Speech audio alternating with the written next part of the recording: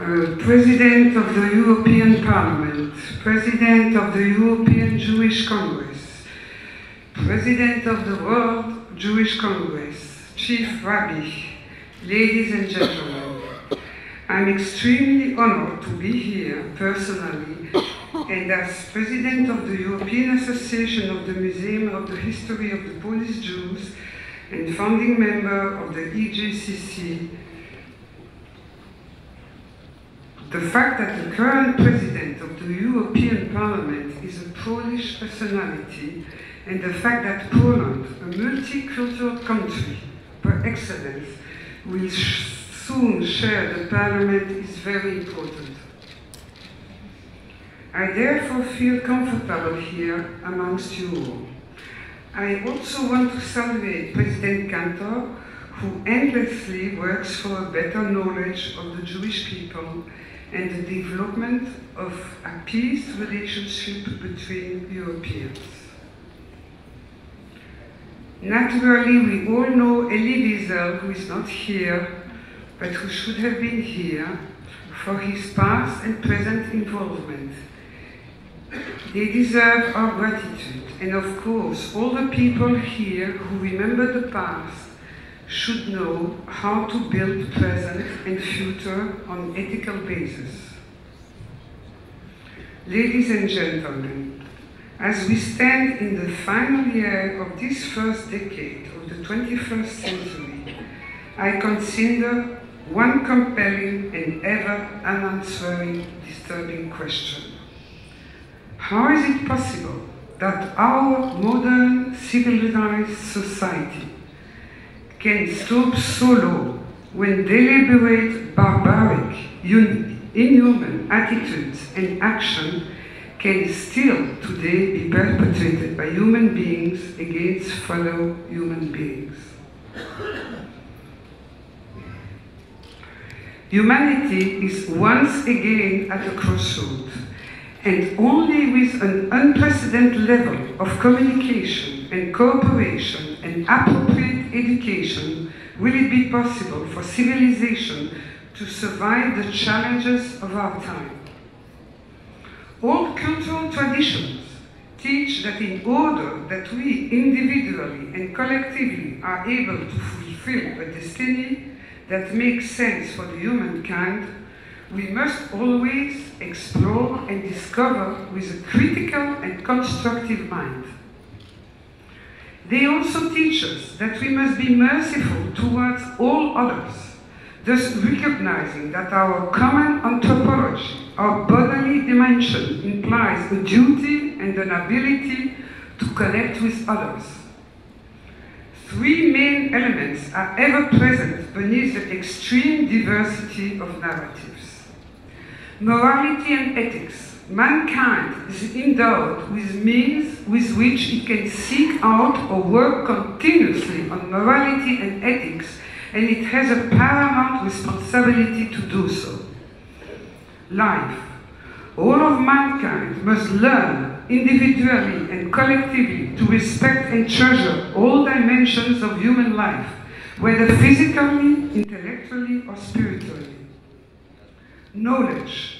Mankind must cherish and transmit knowledge that is the basis of existence.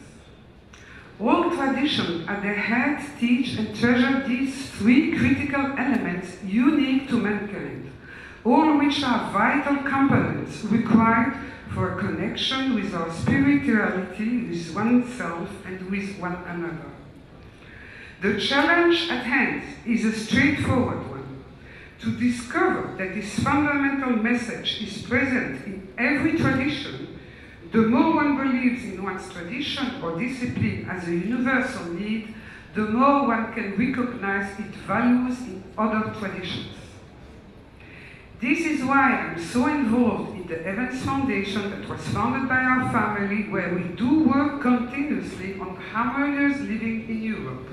On the other hand, the Association of the Museum works very hard on promoting the Museum of the History of Polish Jews that will open its door beginning 2012 in Warsaw.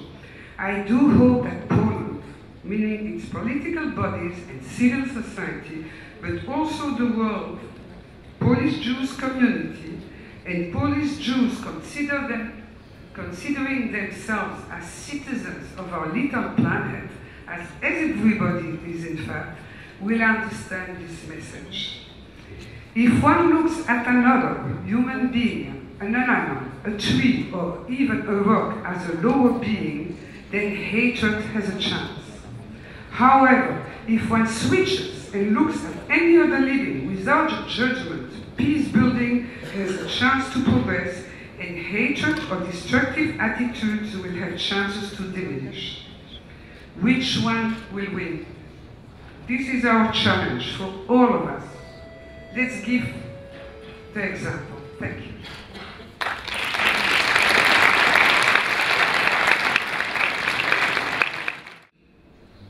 To what purpose shall we put all those noble words at all those Holocaust memorials? When the Protocols of Zion's Elders and Mein Kampf become bestsellers in Arab bookshops from Ramallah to London, and the Jewish institutions and houses of worship are targeted by the messengers of hate, do we explain this away by the grievances and rage and blame the victims? To me, a child of Holocaust survivors and a former prisoner of conscience in the Soviet Gulag, and to my Jewish brethren in Israel and beyond, the lessons of this horrible calamity are as clear today as they were 66 years ago, when the gates of Auschwitz opened before the Red Army and the massacre ended. Jews should be united, Jews should be independent, and Jews should be armed and ready to fight. The State of Israel stands today as a guarantee that no kings, no ministers, no policies will doom the Jews again. That there always will be a gate that is open and a given the chance.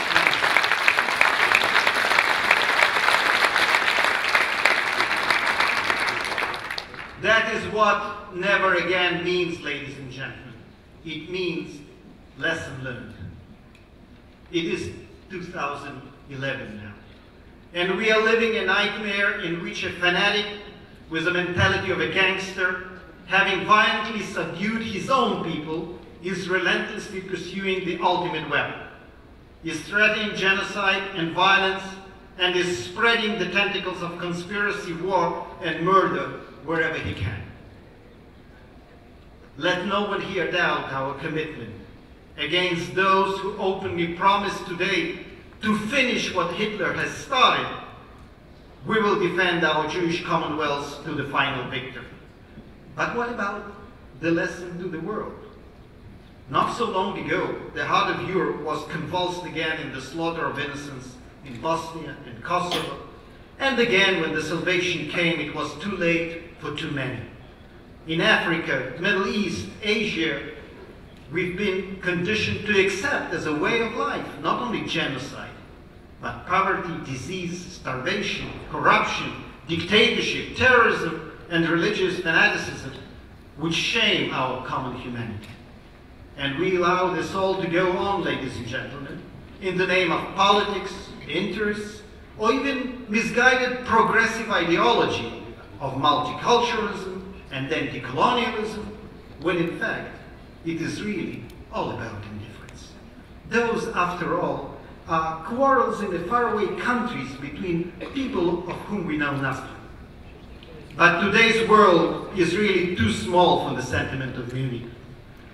Those who won't bother to stop the faraway genocide will have to contend with waves of desperate refugees who fear nothing and have nothing to lose.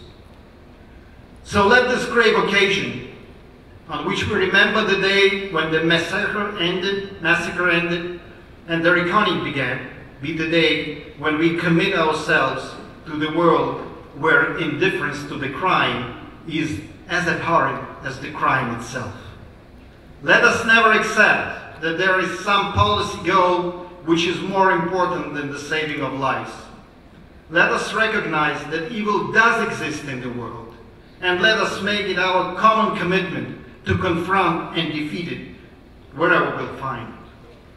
Jews, it is often said, are the canary in the coal mine of civilization. anytime, anywhere. If you let the poison of anti-Semitism spread in the air, the inevitable explosion will soon come.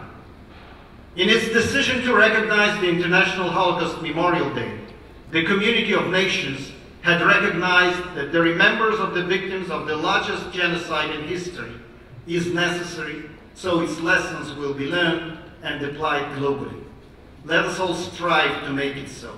Let us build a world that is safer, freer, more just. Let us really remember. But I cannot leave this point without showing our deepest appreciation to the European Parliament for their constant support that they have shown through the years. So thank you, Mr. Buzek, for being with us, President of the European Parliament. Your Excellencies, distinguished guests, President of the World Jewish Congress, President of the European Jewish Congress, President of the European Coalition for Israel, founder of the EJCC, Mrs. Corinne, dear friends, the sages in Jewish history always spoke of an age where nations would respect each other and no longer wage war on one another, neither for economic, political, religious, cultural, or any other reason. Unfortunately, we haven't attained this ideal in our world yet. Nevertheless, all men of goodwill believe that better understanding and respect between different peoples and cultures, without necessarily foregoing one's own heritage or identity, is one of the few ways that this can be attained. But in reality, why hasn't it happened yet? Why aren't we all living happily together?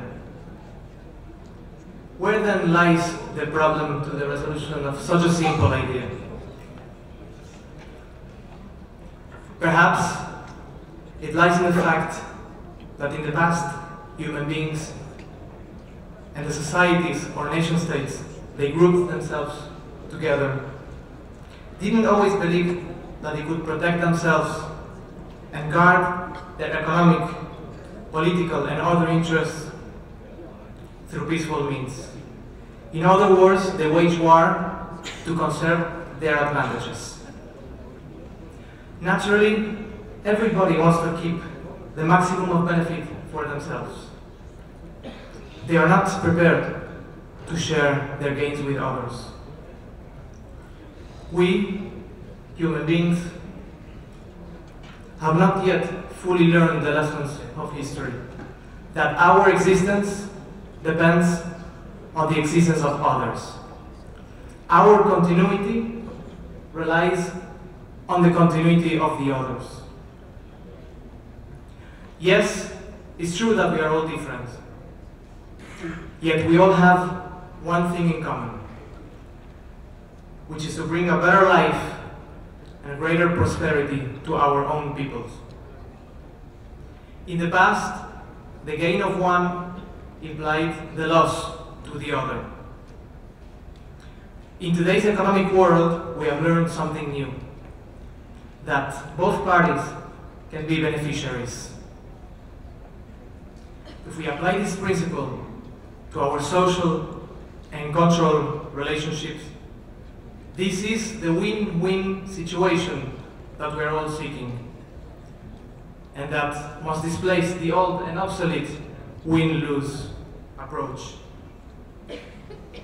In every generation, we have to take our responsibilities seriously, not only for ourselves and for today, but for our children and for our children's children of tomorrow. Try to imagine a university political science class in 100 years from now. Would they say How odd that our ancestors needed to resort to violence or to fight commercial wars